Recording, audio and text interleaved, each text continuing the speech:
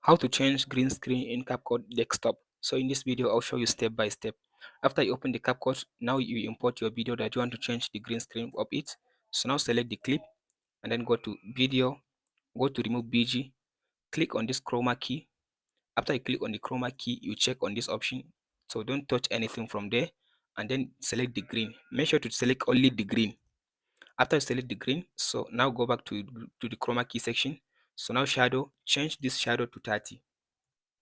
And then go to this feather edge, change this feather edge to 70, and then go and tap on enter, and then tap on this click on edge and then select this option and type in 50 and tap on enter.